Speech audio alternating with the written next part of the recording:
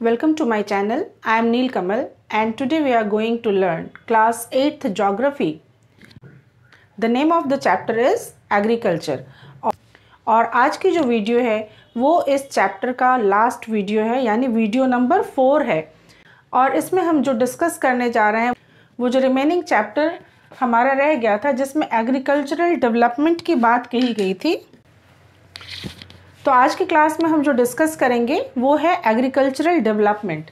तो agricultural development actually किस लिए ज़रूरी है? सबसे पहले तो ये जानना ज़रूरी है कि भाई एग्रीकल्चर डेवलपमेंट की ज़रूरत क्यों पड़ रही है। तो इसकी ज़रूरत इसलिए पड़ रही है क्योंकि आप देखिए कि इसमें क्या किया जाएगा, आखिर कौन सी कोशिशें की जाएगी ताकि एग्रीकल्चरल डेवलपमेंट हो सके, उसमें क्या क्या नई चीज़ें ईजाद की जाएंगी, क्या क्या नई चीज़ों को शामिल किया जाएगा ताकि प्रोडक्शन अच्छा हो। तो इसका मेन जो गोल है वो ये है कि efforts made to increase farm production, farm के प्रोडक्शन को बढ़ाना इसका मेन गोल है। और फार्म के प्रोडक्शन को बढ़ाने की क्या आवश्यकता है? जाहिर सी बात है कि जो ग्रोइंग पॉपुलेशन है, ग्रोइंग पॉपुलेशन की डिमांड भी उसी तरह से ज़्यादा है। तो इसको बढ़ाने के लिए, तो प्रोडक्शन को बढ़ाना इसलिए भी ज़रूरी है ताकि जो ग्रोइंग पॉपुलेशन है उसकी नीड को फुलफ़िल किया जा सके, उसकी जो ज़रूरतें हैं उसको फुलफ़िल किया जा सके। तो इसमें मेनली क्या चीज़ को बढ़ाने की बात होगी? जब हम एग्रीकल्चरल डेवलपमेंट की बात करेंगे तो हम किस चीज़ के बारे में बात करेंगे कि क्या बढ़ाएंगे, क्या हम कोशिश करेंगे जिससे कि हमारे एग्रीकल्चर का डेवलपमेंट होगा। तो चलिए देखते हैं वो क्या चीज़ें हैं जिसको इंक्रीज़ करने से प्रोडक्शन में इजाफा होगा। तो सबसे पहली चीज़ है कि एग्रीकल्चर डेवलपमेंट के लिए हमें जो एरिया है, जो जिस एरिया पे खेती की जा रही है उसको बढ़ाने की ज़रूरत है। तो हमें जो एरिया है उसे इंक्रीज़ करने की ज़रूरत है। तो पहले हम लोग डिस्कस कर लेते हैं कि इंक्रीजिंग क्रॉप्ड एरिया, यानी कि जितने जगह पे खेती की जा रही है उस एरिया को बढ़ाना। फॉर एग्जांपल, यदि अभी 50 हेक्टेयर भूमि पे खेती की जा रही है तो उस एरिया को बढ़ाने की कोशिश करना। तो जिस एरिया पे खेती की जा रही है उस एरिया को बढ़ाना ताकि ज़्यादा जगह का इस्तेमाल यदि किया जाएगा खेती में तो प्रोडक्शन भी उसी के अनुकूल होगा, यानी कि ज़्यादा होगा। दूसरी चीज़ है नंबर ऑफ क्रॉप्स, यानी साल भर में, यानी मल्टीपल क्रॉप्स ग्रो करना, यानी कि एक साल में 3 से 4 फसलें काटना। और तीसरा है इम्प्रूविंग इरिगेशन फैसिलिटी। जाहिर सी बात है कि बिना इरिगेशन के तो फसल अच्छी हो नहीं सकती, क्योंकि पानी इतना अहम चीज़ है कि यदि पानी ही नहीं होगा तो फसल बहुत अच्छी नहीं हो सकती। तो सिंचाई की सुविधा बहुत अच्छी रखना, चाहे नहर बना के, चाहे पाइपलाइन से, जहाँ जैसी आवश्यकता है वैसी सिंचाई की सुविधा उपलब्ध कराना ताकि प्रोडक्शन में इजाफा हो सके। और उसके बाद नेक्स्ट है मैकेनाइजेशन ऑफ एग्रीकल्चर, यानी एग्रीकल्चर पहले जैसा होता था हल और बैल से, उसकी जगह पे ट्रैक्टर्स का इस्तेमाल करना और भी मशीनीकरण करना, यानी नए नए टेक्निक्स का इस्तेमाल करना, नए नए मशीन्स का इस्तेमाल करना ताकि प्रोडक्शन में बढ़ोतरी हो सके। और उसके बाद नेक्स्ट है use of fertilisers and HYV means high yielding variety of seeds, यानी अच्छे किस्म के बीजों का प्रयोग करना ताकि प्रोडक्शन में इजाफा हो सके। इन सब का उद्देश्य क्या है? यदि हम ये कहें कि ठीक है हमें एग्रीकल्चर में डेवलपमेंट करना है, हमें एग्रीकल्चर में बढ़ोतरी करनी है, जो हमारा लैंड एरिया है जिस पे क्रॉप्ड एरिया है वो हमें बढ़ाना है, हमें नंबर ऑफ क्रॉप्स बढ़ाने हैं, तो इन सब का आखिर गोल क्या है? तो एग्रीकल्चर डेवलपमेंट की ज़रूरत क्यों? तो एग्रीकल्चर की डेवलपमेंट इसलिए है क्योंकि मैंने पहले ही कहा कि जो ग्रोइंग पॉपुलेशन है उसकी नीड को फुलफिल करने के लिए, तो ग्रोइंग पॉपुलेशन की नीड को पूरा करना। और ग्रोइंग पॉपुलेशन की नीड सबसे ज़्यादा क्या है भाई? बेसिक चीज़ हमने पढ़ा, रोटी, कपड़ा और मकान। तो रोटी जो है वो बेसिक नीड है जो फुलफिल होना जरूरी, पेट भरना पहले ज़रूरी है। अब यहाँ पे बात आती है पेट भरना, क्या किसी भी चीज़ से पेट भर लेना, रोटी नमक चावल नमक खा के पेट भर लेना क्या सही है? तो क्या यदि हर व्यक्ति को रोटी नमक और चावल नमक मिल जाए तो हम ये समझे कि ठीक है हमारा एग्रीकल्चर डेवलपमेंट बहुत अच्छा है, हर कोई खा पा रहा है? बिल्कुल भी नहीं, ऐसा हरगिज नहीं है।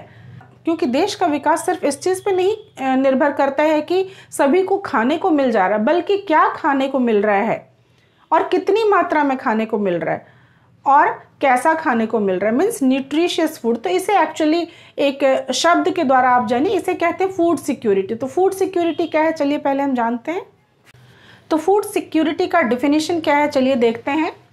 फूड सिक्योरिटी में चलिए मैं अंडरलाइन भी कर दूंगी जो इंपॉर्टेंट वर्ड्स है ताकि आपको इसे समझने में और भी सहूलियत हो जाएगी। फूड सिक्योरिटी ये कहता है कि ऑल पीपल पे ध्यान दीजिए, ऑल पीपल यानी सभी लोगों के लिए, बच्चे, बूढ़े, जवान, स्त्री, पुरुष, सभी।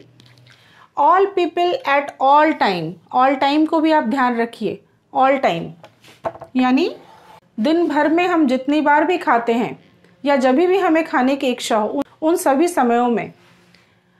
सो all people at all time have access to sufficient, safe and nutritious food. मैंने अंडरलाइन कर दिया है, ध्यान दीजिए इन शब्दों पे। यानी सभी लोगों को हर वक्त एक्सेस हो किस तरह के फूड पे, सफिशिएंट यानी काफ़ी मात्रा में होना चाहिए। यानी भूख यदि इतनी लगी है और उसे आप एक रोटी खिला के पेट भर दें तो वो सही नहीं है। तो अवेलेबिलिटी ऑफ फूड होना चाहिए, ठीक है। सो सफिशिएंट होना चाहिए, एक व्यक्ति का पेट जितने में भरता है उतना होना चाहिए। सेफ, वो खाना सेफ होना चाहिए, ऐसा ना हो कि उस खाने को खा के आदमी बीमार पड़ जाए। और न्यूट्रिशियस फूड होना चाहिए। जैसे मैंने कहा ना कि ठीक है नमक रोटी खा लेने से हो जाएगा क्या? क्या हर किसी को नमक रोटी नमक चावल अवेलेबल है तो क्या हम मानेंगे कि हाँ फूड सिक्योरिटी है? बिल्कुल भी नहीं। फूड सिक्योरिटी हम तभी मानेंगे जबकि उसे न्यूट्रिशियस फूड मिले, यानी कि उसके खाने में प्रोटीन, विटामिन, मिनरल्स वगैरह जो चीज़ें ज़रूरी हैं वो सभी शामिल हों, सभी का समावेश उसके भोजन में होना चाहिए, हर व्यक्ति के भोजन में, ठीक है। So all people at all time have access to sufficient, safe and nutritious food to meet their dietary needs and food preference. Food का प्रेफरेंस भी इसी में शामिल है कि ठीक है अभी मुझे ये नहीं खाने का मन है, मुझे ये खाने का मन है, तो वो मुझे अवेलेबल होना चाहिए। सो food preference for an active and healthy life. So once again I am repeating the definition and please try to understand what it says कि all people at all time have access to sufficient, safe and nutritious food to meet their dietary needs and food preference for an active and healthy life. तो यही वो गोल है जिसे भारत सरकार achieve करना चाहती है और हम काफ़ी कुछ सफल भी हो गए इसमें। तो ये चीज़ें जब उपलब्ध हो गई ना तब हम मानते हैं तो हमारा जो एग्रीकल्चरल डेवलपमेंट का जो गोल है वो यही है और इसी गोल की प्राप्ति के लिए हम अग्रसर हैं। तो अब बढ़ते हैं हम अपने टॉपिक के नेक्स्ट सेगमेंट पे, जिसमें दो जगहों का, एक इंडिया का और एक यूएसए का, दोनों ही जगहों में फार्म प्रैक्टिस किस तरह से की जाती है उसके बारे में दिया हुआ है। तो पहले हम लोग इंडिया का एग्जाम्पल देखते हैं।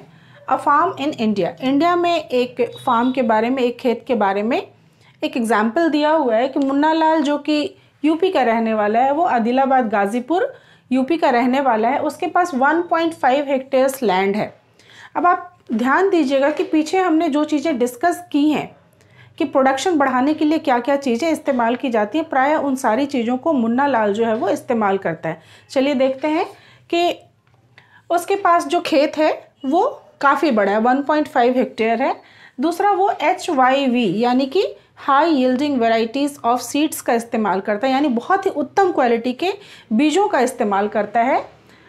और ये वो ख़रीदता है मार्केट से ऑल्टरनेट ईयर में, एक साल खरीदा फिर एक साल नहीं खरीदा, इस तरीके से वो अल्टरनेट ईयर में इसको खरीदता है। साथ ही साथ वो अपने खेत में मल्टीपल क्रॉप्स ग्रो करता है, यानी साल में 2 क्रॉप कर रहा है, एक तो राइस या पल्सेस कर रहा है, दूसरा व्हीट कर रहा है, व्हीट का उत्पादन कर रहा है। तीसरा वो जो फार्मिंग करता है, ये फार्मिंग प्रैक्टिसेस के लिए वो सलाह भी लेता है। किन किन से सलाह लेता है? वो बड़े बुजुर्ग जो हैं उससे सलाह लेता है, अपने दोस्तों से सलाह लेता है। इसके अलावा गवर्नमेंट के जो एग्रीकल्चरल ऑफिसर्स हैं उनसे भी वो सलाह लेता है ताकि ये फार्मिंग प्रैक्टिस उसकी अच्छे से हो सके और कहीं पे किसी तरह की गड़बड़ी ना हो। इसके अलावा वो ट्रैक्टर भी रेंट पे लेता है, यानी कि मशीनीकरण भी है ना, ट्रैक्टर भी रेंट पे लेता है। ट्यूबवेल ऑन रेंट, वो ट्यूबवेल भी किराए पे लेता है, ठीक है, उसका अपना नहीं है, वो किराया उसका अदा करता है।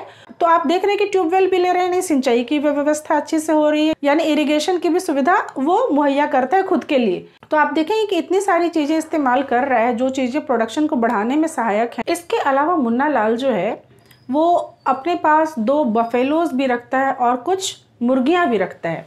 तो 2 बफेलोज और फ्यू हेंस रखता है, तो समय पे ज़रूरत पड़ने पे वो मिल्क भी बेचता है। पर ये मिल्क वो किसे बेचता है? वो कोऑपरेटिव स्टोर में बेचता है। वो खुद जो है वो कोऑपरेटिव सोसाइटी का एक मेंबर है और कोऑपरेटिव सोसाइटी के जो मेंबर्स हैं वो उसे ये भी एडवाइस करते हैं कि उसके जानवरों के लिए किस तरीके का जो चारा है, किस तरह का फॉडर है वो अच्छा होगा, और साथ ही जो सेफ्टी मेजर्स होते हैं उनको प्रोटेक्ट करने के लिए, लाइव स्टॉक को प्रोटेक्ट करने के लिए, उसके बारे में भी वो सलाह लेता है। वो लोग एडवाइस करते हैं, यानी कि कोऑपरेटिव सोसाइटी के जो मेंबर्स हैं वो उसे एडवाइस करते हैं।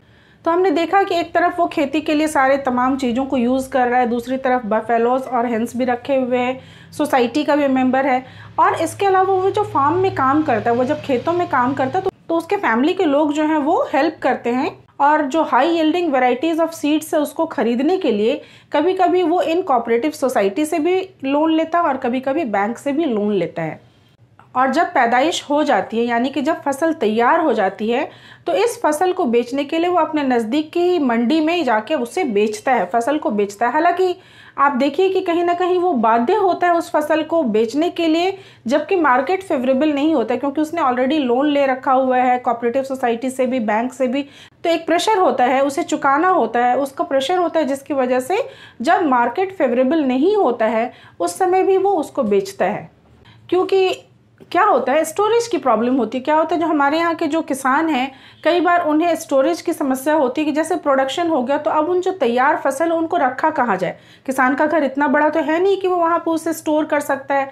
हालांकि अब गवर्नमेंट इस दिशा में भी काफ़ी काम कर रही है कि फार्म के नज़दीक इस तरह के स्टोरेज उपलब्ध कराए जा रहे हैं जहाँ पे जो फसल तैयार हो उसे रखने की सुविधा हो, ताकि स्टोरेज में यदि फसल रहेगी तो उसे तब बेचा जा सकता है जबकि मार्केट फेवरेबल हो किसानों के लिए।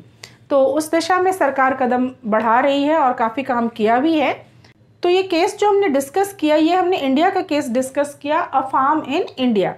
अब जो नेक्स्ट केस स्टडी हम करेंगे वो यूएसए का केस स्टडी करेंगे कि एक किसान जो है वो किस तरह से खेती करता है, किन किन चीज़ों का इस्तेमाल करता है, और इसके अलावा खेती से अलग और किन किन चीज़ों के ऊपर वो अपनी जीविका के लिए आश्रित है। तो अमेरिका में, यूएसए में किस तरह से एक फार्म में खेती की जाती है, चलिए वो देखते हैं। तो चलिए देखते हैं कि यूएसए में किस तरह से खेती की जाती है। यहाँ पे आप देखिए कि जैसे कि हमने इंडिया में देखा कि जो लैंड साइज़ होता है, जो क्रॉप्ड एरिया होता है, वो इतना बड़ा नहीं होता जितना यूएसए में होता है। जैसे कि यूएसए में आप देखेंगे तो यहाँ पे 250 हेक्टेयर्स फार्म साइज़ होता है मिनिमम, यानी अमूमन लोगों के पास जो लैंड एरिया होता है उसका साइज़ 250 हेक्टेयर्स होता है। तो इसी तरह जॉय हॉर्डन है जिसके पास 300 हेक्टेयर भूमि है, यानी उसके पास 300 हेक्टेयर लैंड है जिसके ऊपर वो खेती कर सकता है। वो किन किन चीज़ों का इस्तेमाल करता है, चलिए देखते हैं। वो अपने खेत में कॉर्न उगाता है, ठीक है, मक्का जो होता है उसकी पैदाइश करता है।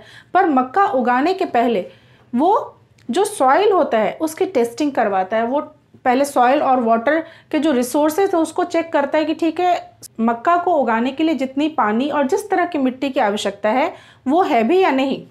और इसके अलावा वो क्या करता है कि पेस्टिसाइड्स का छिड़काव करता है, ठीक है। फिर सॉइल चेकिंग के लिए मिट्टी को सॉइल चेकिंग के लिए वो लैब में भेजता है। जो सॉइल टेस्टिंग लेबोरेटरीज होती हैं वहाँ पे वो मिट्टी को चेकिंग करने के लिए सैंपल भेजता है कि मिट्टी में जो न्यूट्रिएंट्स होने चाहिए वो हैं या नहीं हैं। और इसके बाद वो साइंटिफिक फर्टिलाइज़र प्रोग्राम का पालन करता है। आप कहोगे साइंटिफिक फर्टिलाइज़र प्रोग्राम क्या है? तो साइंटिफिक फर्टिलाइज़र प्रोग्राम में क्या होता है कि उसका जो, अब वो एक किसान है, ठीक है, लेकिन वो किसान जो है वो एडवांस किसान है। तो साइंटिफिक फर्टिलाइज़र प्रोग्राम क्या होता है, जैसा मैंने बताया कि उसके पास कंप्यूटर है। हमारे यहाँ के किसानों के पास तो कंप्यूटर होता नहीं है, बहुत कम किसान ही होंगे जिनके पास इस तरह का कंप्यूटर होगा और वो इस तरह का कोई प्रोग्राम करते होंगे। बट उसके पास एक कंप्यूटर है जो कि सैटेलाइट से जुड़ा हुआ है, ठीक है।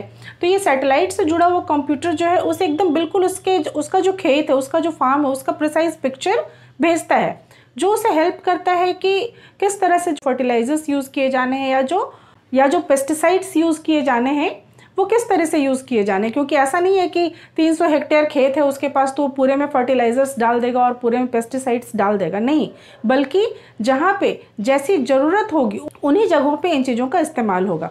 तो इस तरह से वो साइंटिफिक तरीके से खेती करता है, जबकि हमारे यहाँ के किसान इतने साइंटिफिकली खेती नहीं कर पाते हैं। मशीन है उनके पास, ठीक है, उतना ज़्यादा नहीं है, बट थोड़ा बहुत मशीनीकरण हुआ है हमारे यहाँ भी, पर इस तरह का साइंटिफिक खेती हमारे यहाँ नहीं हो पाता।